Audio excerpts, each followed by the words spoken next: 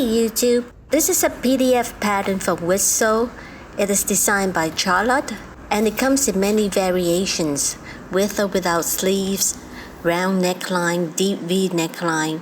I've sewn this one for my daughter. The dress came out pretty nice. It has a lovely shape to it. I'm going to show you how I sew the scallops. When I cut out the main fabric for the front and back pieces, I did not cut out the shape of the scallops individually. This is the lining piece of the neckline that I've already ironed on the interfacing. On this piece, I trace out the scallops and all the base of the scallops, like where the scallop ends. Then I cut out the pattern piece, leaving the scallops uncut. So please do note that if you're making this dress, you have to join the shoulder seams of the main fabric and the lining fabric first. And then you sew the scallops continuously around the neckline. So I'm just showing you how to do this on this one piece because it is more manageable to film. After that, I matched the straight line under the scallops to the main piece, right sides facing each other.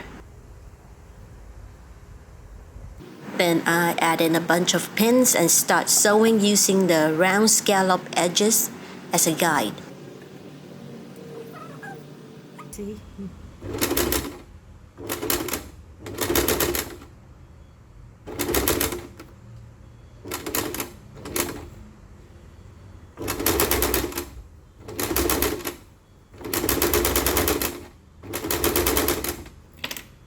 Make sure to sew all the way down to the base where the dot is. And then you lift the sewing feet up and swivel and do the next scallop. I used a stitch length of 1.5 millimeters. So the shorter the stitch line, the smoother the curve will be. These are my festoons. So this way I don't have to match the individual scallops and then have to make sure that they stay in place. I can cut them off all in one go. To make the scallops turn nicely, I snip all the curves and cut a V where the base of the two scallops meet. So this is what it looks like when it's turned to the right side. You can iron it and the scallops are done.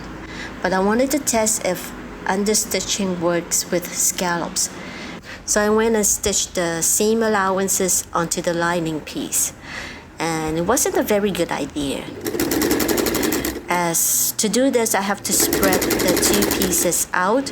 And this caused the base of the scallop where the V cuts are to fray. And then I have to go back and hand stitch them down. The back now looks like this with the seam allowance sewn onto it. The front have more structure and reduce the puffing up at the seams.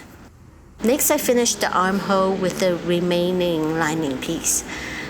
This way I can flip the lining back inside the top and then understitch the armhole.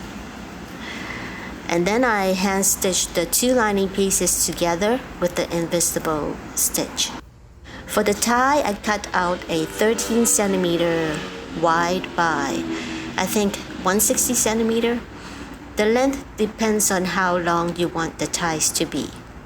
So when you're pinning the ties, when you reach the back edges, you swivel it upwards about one scallop length. So this will shorten the back one scallop length. And it prevents the back from drooping when you tie the top together.